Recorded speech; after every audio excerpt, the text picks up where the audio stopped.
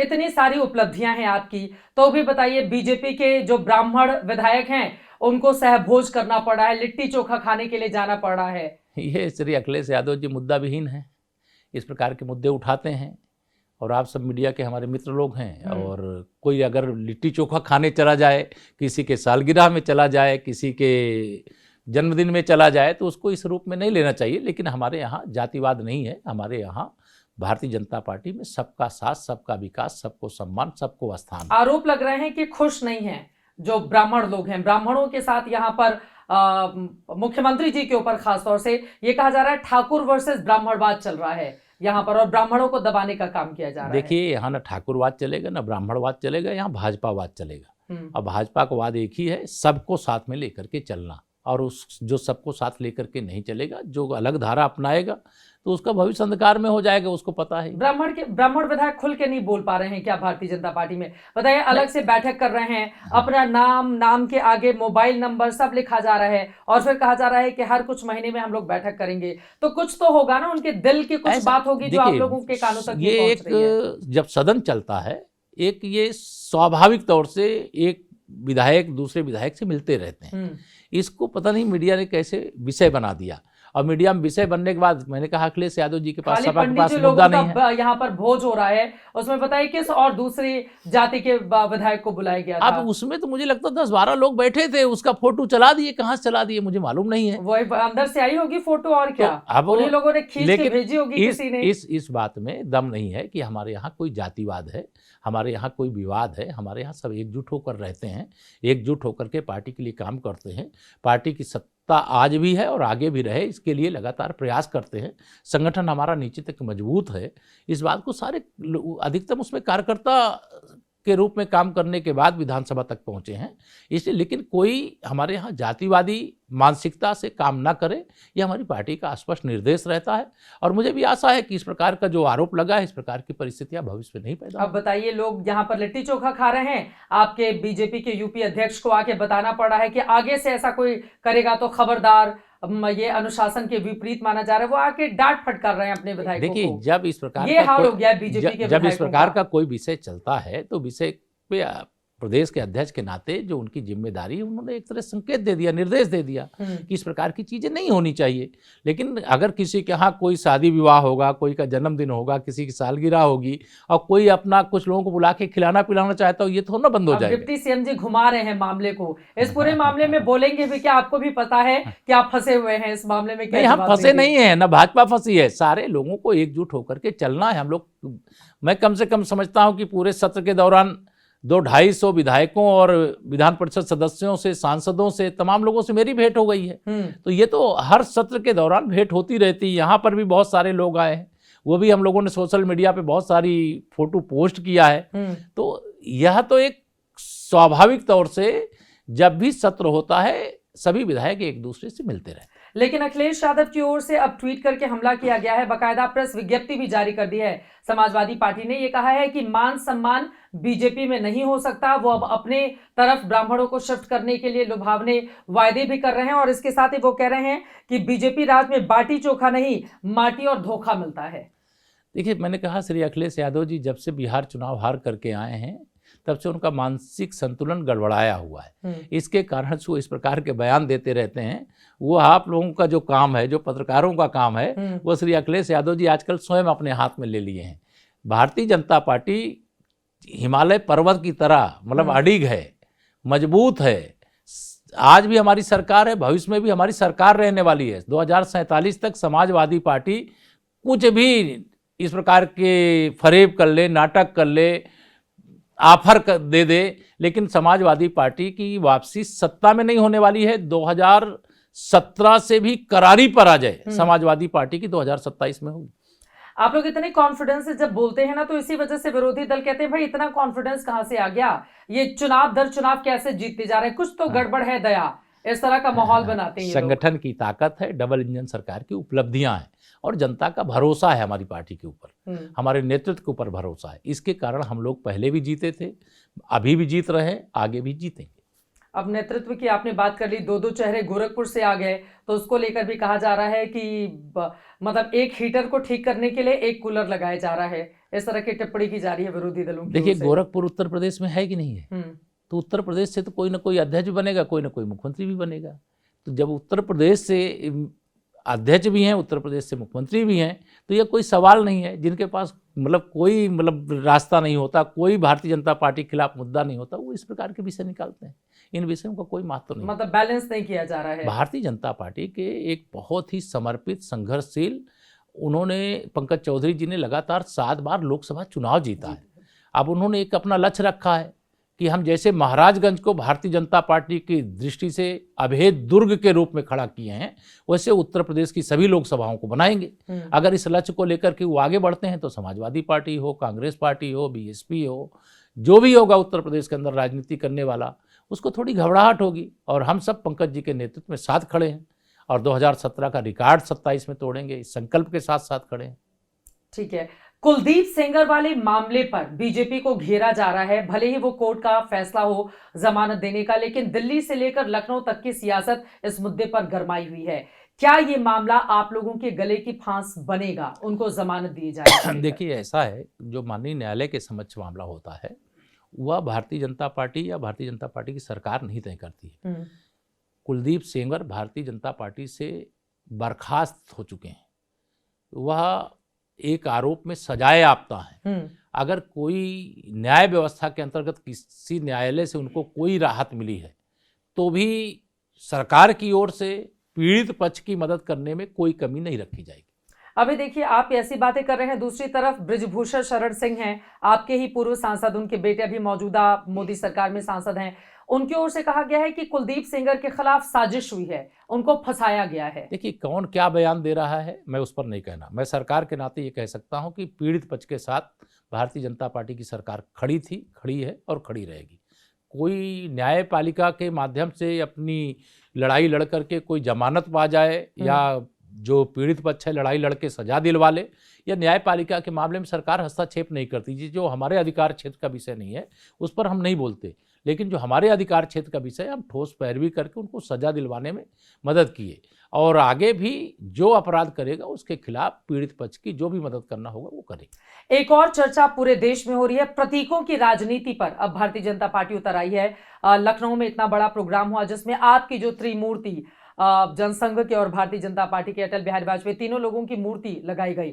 उसको लेकर अब सवाल दागे जा रहे हैं कि केवल ब्राह्मण नेता ही मिले थे बड़ी बड़ी मूर्ति लगाने के लिए लखनऊ में। देखिए, अभी इसको मानसिक रोगी नहीं कहा जाएगा। जो इस प्रकार की बातें कहते हैं उनको मानसिक रोगी ही कहा जाएगा। जिसने तन समर्पित, मन समर्पित और यह जीवन समर्पित, जी चाहता है देश की धरती तुझे मैं कुछ और भी दूं। जो डॉक्टर श्यामा प्रसाद मुखर्जी जी, एक देश दो निशान, दो प्रधान, दो विधान नहीं चलेगा, यह नारा लगाते हुए जम्मू कश्मीर गए 370 हटाने के लिए और उनका बलिदान हुआ। उनको लेकर के अगर समाजवादी पार्टी या किसी दल के किसी नेता की इतनी घटिया सोच है तो उसको अच्छे से अपना इलाज कराना चाहिए। पंडित दीनदयाल उपाध्याय जी, वो ब्राह्मण हैं इसलिए उनको ऐसा कहा जाएगा। उनका सारा वो प्रचारक जीवन है, त्याग और तपस्या उनके पूरे जीवन का हिस्सा रहा है। और पंडित दीनदयाल उपाध्याय जी को लेकर के अगर कोई इतनी घटिया टिप्पणी करेगा, देश उनको माफ नहीं करेगा। भारत रत्न परम पूज्य अटल बिहारी वाजपेयी जी, जो अजात शत्रु के रूप में जाने जाते हैं, जो जीवन काल में चाहे वो पत्रकार के रूप में, चाहे कवि के रूप में, चाहे नेता के रूप में, चाहे प्रधानमंत्री के रूप में, मतलब उनका जीवन का हर पक्ष आज भी सार्वजनिक जीवन में काम करने वालों के लिए आदर्श है। उनको जाति के चश्मे से देखेंगे। ये जातिवादी मानसिकता के लोग अगर इतना घटिया विचार रखते हैं तो मैं भगवान से यही प्रार्थना करूंगा, इनको सद्बुद्धि दो। ये राजनीति में रहने लायक नहीं है, इतनी घटिया सोच नहीं होनी चाहिए। और महापुरुष तो केवल महापुरुष होता है जिन्होंने राष्ट्र के लिए अपना सर्वस्व समर्पित कर दिया है।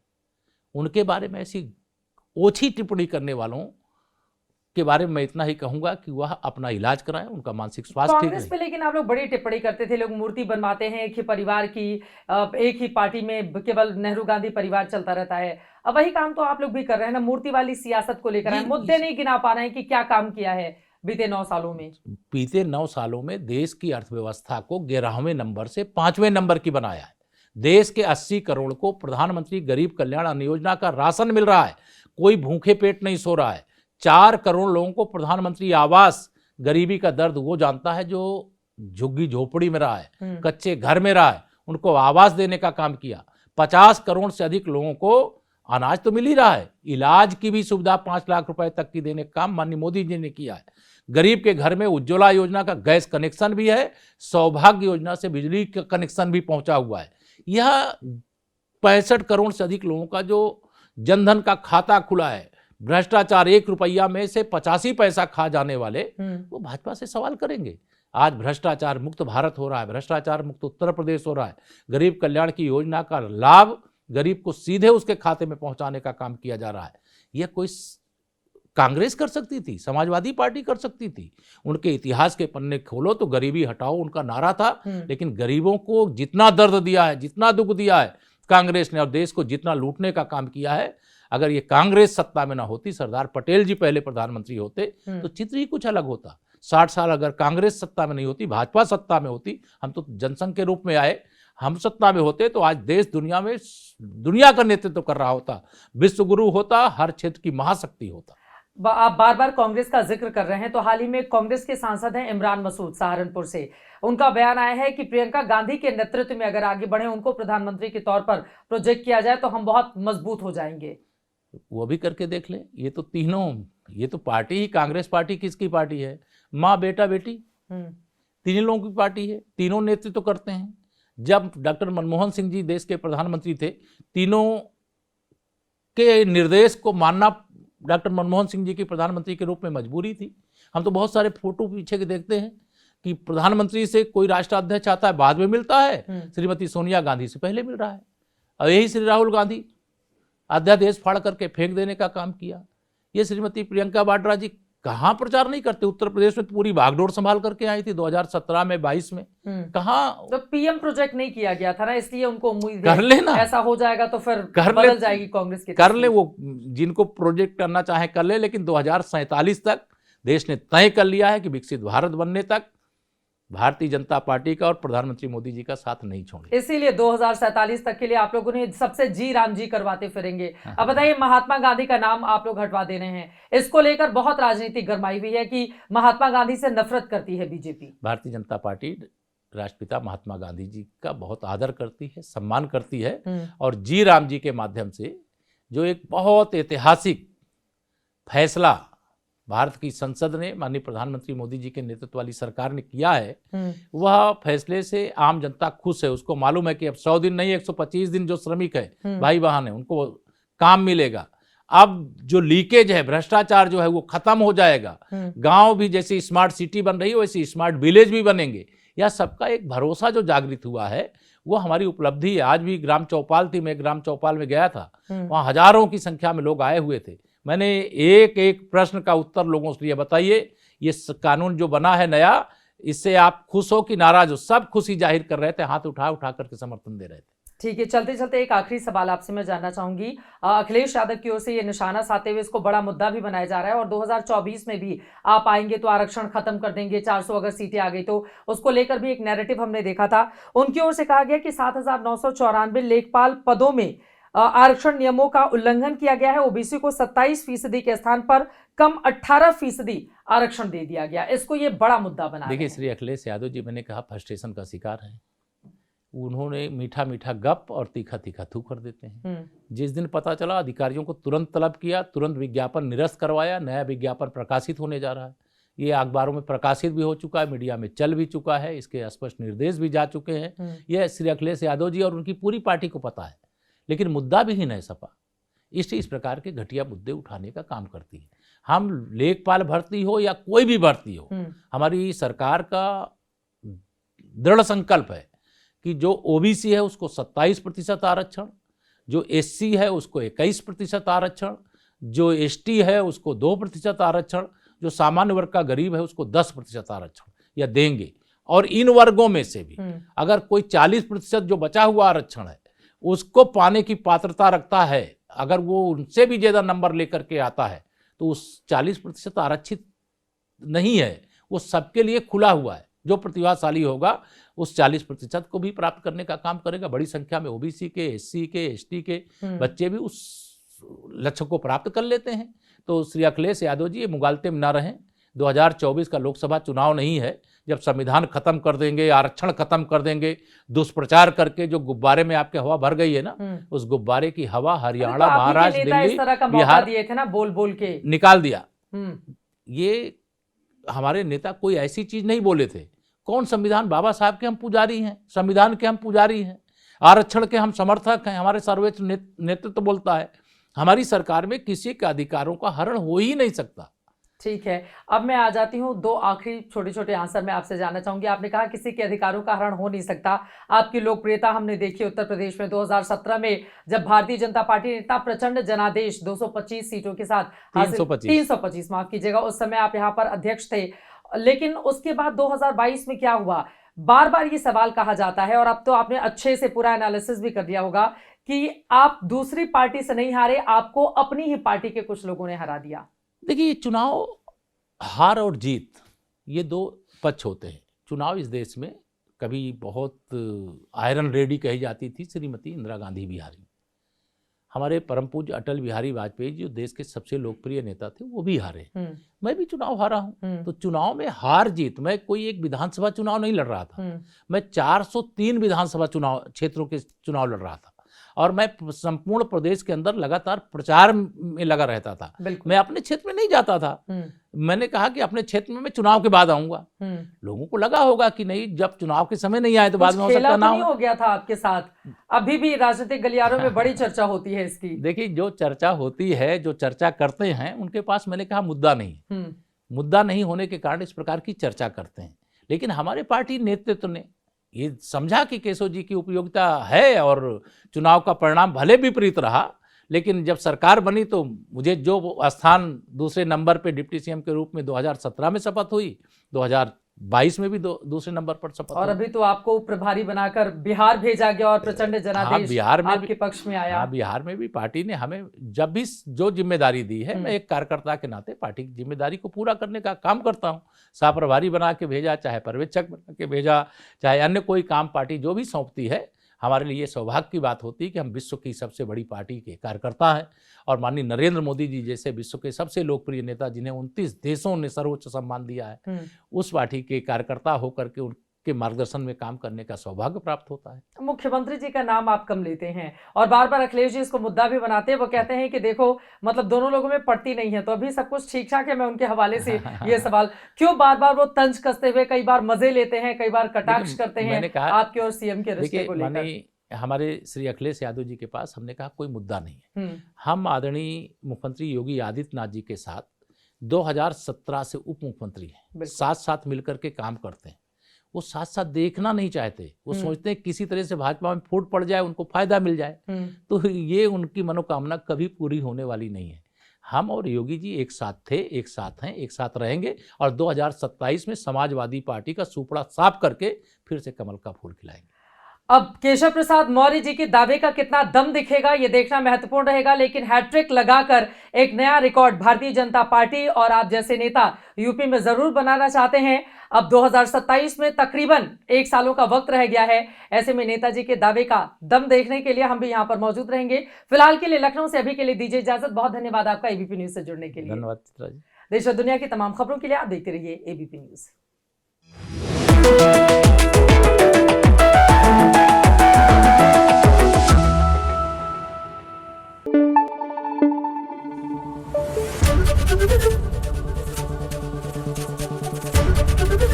एबीपी न्यूज आपको रखे आगे।